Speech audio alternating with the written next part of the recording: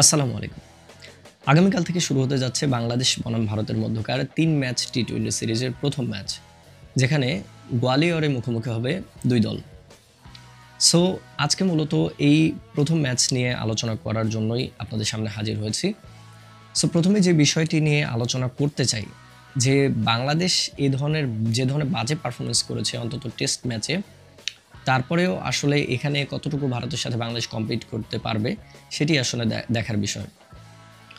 দেখুন কেন আমি এমনটি বলছি যে হ্যাঁ, আমি জানি যে বর্তমানে যে টি-20 দলটি অ্যানাউন্স করা হয়েছে, সেই দল আর বাংলাদেশের যে টেস্ট দল খেলেছে তার মধ্যে অনেক পার্থক্য রয়েছে। বাট তারপরেও ব্যাক অফ দ্য মাইন্ডে কিন্তু আপনার এটি কাজ করে যে আমরা ভারতের এগেইনস্টে খেলছি, তাদের মাটিতে খেলছি এবং তাদের মাটিতে আমরা এভাবে হেরেছি ম্যাচগুলো। যদিও সেটি ফরম্যাট আলাদা, তারপরেও কিন্তু ব্যাক অফ দ্য মাইন্ডে এটি কাজ করার কথা। সো তারপরেও দেখার বিষয় যে বাংলাদেশ কতটুকু ঘুরে দাঁড়াতে পারে। সেদিক থেকে চিন্তা করতে গেলে আমরা যদি ১ম এ দুটো দলের দিকে দেখি, তাহলে ভারতের যে দলটি অ্যানাউন্স করা হয়েছে, সেই দলটি কিন্তু পুরোটা একটা ইয়াং সাইড আমি বলব। কারণ হচ্ছে ইন্টারন্যাশনাল এক্সপেরিয়েন্সের দিক থেকে এই দলটি বাংলাদেশের চেয়ে পিছিয়ে। বাট এটি ভেবে আসলে ভুল করার কোনো কারণ নেই। কারণ আমরা প্রত্যেকে জানি এই প্লেয়ারগুলো কতটা ক্যাপেবল, কতটা স্কিল ওয়াইজ এগিয়ে এবং তারা কোন ধরনের হাই ইন্টেন্সিটি ম্যাচ খেলে থাকেন। দেখুন তারা ইন্টারন্যাশনাল ম্যাচ হয়তো ততটা খেলেনি, বাট প্রত্যেকটা প্লেয়ার কিন্তু আইপিএলে ম্যাচ খেলেন। সেই সাথে তারা কিন্তু তাদের স্কিল ওয়াইজ অনেকটা এগিয়ে, অনেক এগিয়ে, অন্তত বাংলাদেশের চেয়ে। অন্যদিকে যদি আমি বাংলাদেশের দিকে চিন্তা করি, বাংলাদেশের যেই দলটি বিশ্বকাপে এত বাজে পারফরম্যান্স করেছে টি-20 বিশ্বকাপে, তারপরও সেম স্কোয়াডটি আসলে রাখা হয়েছে।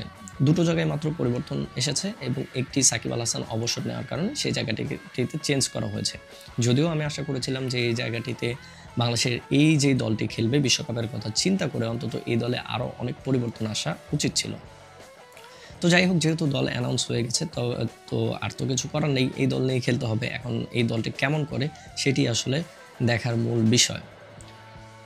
তবে বিশ্বকাপে যে দলটি এত বাজে পারফরম্যান্স করেছে, তারপরেও সেই দল আসলে কতটা ভালো করবে এই বিষয় নিয়ে আমি অন্তত সন্দিহান। এখন আসি ২ দলের যদি শক্তিমত্তা আমরা দেখি, তাহলে যেমনটা আমি বললাম যে বাংলাদেশে ইন্টারন্যাশনাল ম্যাচ খেলার দিক থেকে ভারতের এই দলটির চেয়ে অন্তত এগিয়ে। কিন্তু সেটি থাকলেও যদি আমরা শক্তিমত্তার দিক থেকে তাকাই, অবশ্যই ভারতের ব্যাটিং বাংলাদেশের ব্যাটিংয়ের চেয়ে অনেক এগিয়ে। এখন বাংলাদেশের বোলিংকে আমি খুব এগিয়ে রাখছি আসলে তেমনটি না। বাংলাদেশের বোলিং বাংলাদেশের ব্যাটিংয়ের চেয়ে আসলে ভালো।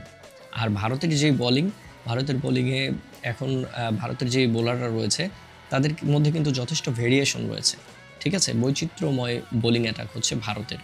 আর বাংলাদেশের যদি ধরি, বাংলাদেশের বেস্ট পসিবল যাদেরকে নেওয়া, মানে যারা খেলার মতো রয়েছেন তাদেরকে আসলে নেওয়া হয়েছে। সো তাদের কাছ থেকে আমি একটি ডিসেন্ট পারফরম্যান্স আশা করছি। আর অবশ্যই বাংলাদেশের বোলিং সাইডও অনেক ভালো আমি বলব। অন্তত যে কন্ডিশনেই খেলা হোক না কেন, কারণ বাংলাদেশের কাছে রিশাদ আসার পর থেকেই বাংলাদেশের স্পিন অ্যাটাকটা অনেক ভালো হয়েছে। সেই সঙ্গে পেসাররা তো বেশ কিছুদিন থেকে ভালো করে আসছেনই। মেইন কনসার্নের বিষয় বাংলাদেশের ব্যাটিংয়ে, যেটিও আমি টেস্ট সিরিজে বারবার বলেছি যে বাংলাদেশ যদি ব্যাটিংয়ে ভালো না করে তাহলে ভারতের বিপক্ষে কোনোদিনই কম্পিট করতে পারবে না। ম্যাচ জেতা তো অনেক দূরের কথা। তো ভারতের এই দলের যদি আমি দেখি, ভারতের যে বোলাররা রয়েছে সেই ক্ষেত্রে আমি ৩ জনের নাম মেনশন করব যারা বাংলাদেশকে টাফ টাইম দেবে। এটি মোটামুটি আমি গ্যারান্টি দিয়ে বলতে পারি। তার মধ্যে নাম্বার 1 আমি বলছি, যদি বেস্ট 11-এ খেলেন, মায়াঙ্ক ইয়াদব। তিনি এখনও ডেবিউ করেননি, বাট আমরা আইপিএলে তার খেলা দেখেছি। তিনি রেগুলারলি ১৫০-এর উপর বল করে থাকেন। আর আমরা জানি যে বাংলাদেশি ব্যাটসম্যানরা ট্রু পেস বোলারদের এগেনস্টে, যাদের পেস অনেক বেশি, সেসব বোলারদের এগেনস্টে স্ট্রাগল করে। এটি অনেক পুরনো একটি রোগ বাংলাদেশের, এটি আমরা সবাই জানি। সো এই বোলারটা যে বাংলাদেশকে টাফ টাইম দেবে সেটি নিয়ে আমার বিন্দুমাত্র কোনো সন্দেহ নেই। এরপর স্পিনার দিকে যদি দেখি, রিস্ট স্পিনার রয়েছে সেখানে রবি বিষ্ণই, যিনি আন্ডার-19 বিশ্বকাপ থেকে যখন থেকে তিনি খেলছিলেন, সেই বিশ্বকাপ শেষ করার পর থেকেও আইপিএলে খেলেছেন। যে কয় জায়গায় তিনি সুযোগ পেয়েছেন তিনি একের পর এক দুর্দান্ত পারফরমেন্স দিয়েছেন। আর বাংলাদেশের ব্যাটসম্যানরা রিস্ট স্পিনারদের এগেনস্টে যে দুর্বল, সেটিও আসলে বলার মানে সেটি আসলে অস্বীকার করার মতো কোনো অবকাশ নেই। এছাড়াও আরেকজন রয়েছে যিনি আরও বেশি প্রুভেন, তিনি হচ্ছেন ভারুণ চক্রবর্তী। তিনি আমরা দেখছি কত বছর থেকে কলকাতায় সার্ভিস দিয়ে আসছেন, দুনিয়ার সব বাঘা বাঘা ব্যাটসম্যানদের এগেনস্টে তিনি তার বোলিংয়ের ঝলক দেখিয়েছেন। সো তিনিও বাংলাদেশকে অনেক অনেক টাফ টাইম দেবেন বলে আমি বিশ্বাস করি। সো এই তিনজন পার্টিকুলার যে বোলারদের কথা বললাম, তারা ছাড়া যে ভারতের বোলিং লাইন আপ যে আসলে খারাপ সেটিও না, তারা রয়েছে, তারা ডিসেন্ট পারফর্মার। বাট আমি তিনজনকে এবার মেনশন করছি যে তারা আসলে বাংলাদেশকে অবশ্যই টাফ টাইম দেবে। এখন ভারতের যে ব্যাটসম্যানরা রয়েছে তারা, আমি যেটি বললাম, ইন্টারন্যাশনাল সার্কিটে তাদের এক্সপিরিয়েন্স কম, বাট তারা যথেষ্ট কেপেবল, অন্তত তাদের মাঠে যখন খেলা হচ্ছে তারা ভালো পারফরমেন্স শো করার জন্য। সো বাংলাদেশকে অবশ্যই তাদের বেস্টটা দিয়ে বোলিং অ্যাটাক সাজাতে হবে এবং তাদের বেস্টটা মাঠে ইমপ্লিমেন্ট করতে হবে।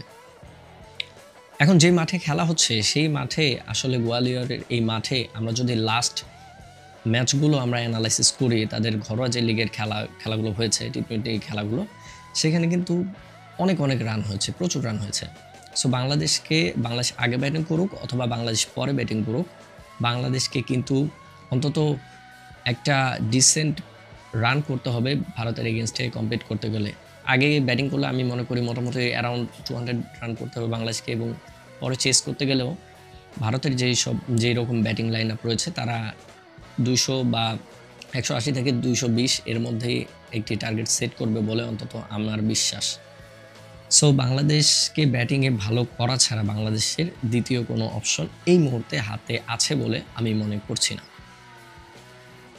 এখন যেটি আমি বলছিলাম যে বাংলাদেশ আসলে একটি জায়গায় এগিয়ে, সেটি হচ্ছে ইন্টারন্যাশনাল ম্যাচ খেলার দিক দিয়ে ভারতের এই টিমের চেয়ে বাংলাদেশের বর্তমান যে স্কোয়াড ঘোষণা করা হয়েছে সেই টিমটি এগিয়ে থাকবে, এবং এই একটি জায়গায় রয়েছে বাংলাদেশের ভারতের সাথে ভালো করার বা কম্পিট করার মতো।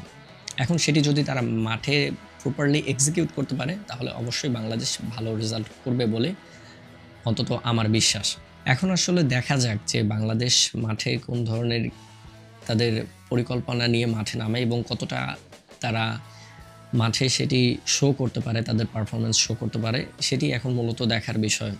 তবে আমি যেটি বলেছি বারবার, আবারও বলছি যে বাংলাদেশ যদি ব্যাটিংয়ে ভালো না করতে পারে তাহলে টেস্টে বাংলাদেশ যেভাবে হেরেছে বাজে পারফরমেন্স করে, টি-20তেও বাংলাদেশের সামনে সেটি আসলে অপেক্ষা করছে। আর বাংলাদেশের ব্যাটারদের যে টাফ টাইম যাবে, আমি যেই তিনজন বোলারের নাম মেনশন করলাম, আপনারা আমার ভিডিওটি সেভ করে রাখতে পারেন। এই ভিডিও শেষে, ম্যাচ শেষে এসে আবারও দেখা হবে, তখন আপনারা আমার কথাটি মিলিয়ে নেবেন যে এই বোলাররা বাংলাদেশের এগেনস্টে কোন ধরনের পারফরমেন্স করেছে। তো সর্বশেষে যদি আমি সামারি করি তাহলে জিনিসটা এরকম দাঁড়াচ্ছে যে ভারত ব্যাটিংয়ে এবং বোলিংয়ে একটি ব্যালেন্স দল, আর বাংলাদেশের ব্যাটিং বোলিংয়ে কাগজে কলমে ব্যালেন্স দল হলেও বাংলাদেশের ব্যাটিং নিয়ে কাজ করার মতো অনেক জায়গা রয়েছে। সো বাংলাদেশের বোলিং অবশ্যই বাংলাদেশের ব্যাটিংয়ের চেয়ে এগিয়ে। সো আমি মনে করছি দুই দলের বোলিংটা মোটামুটি সমান হবে, বাট ব্যাটিংয়ে যারা ভালো করবে সেই দলই আসলে রেজাল্ট তাদের পক্ষে নিয়ে যেতে পারবে। আপনাদের কি মতামত, বাংলাদেশ ভারতের সাথে কেমন করতে পারবে টেস্টে এই ধরনের বাজে পারফরমেন্স করার পরেও? যদিও দলটি আলাদা, আমি বারবারই বলছি, তারপরেও আসলে যেহেতু ভারতের মাটিতেই খেলা হচ্ছে, সো ভারতের যেই দলের এগেনস্টেই খেলা হোক সেটি আসলে অনেক টাফ হবে বাংলাদেশের জন্য, এটি অন্তত আমি মনে করি। আপনাদের মতামত আপনারা কমেন্টে জানাতে পারেন। দেখা হবে পরের কোনো ভিডিওতে, সে পর্যন্ত সবাই ভালো থাকবেন। আল্লাহ হাফেজ।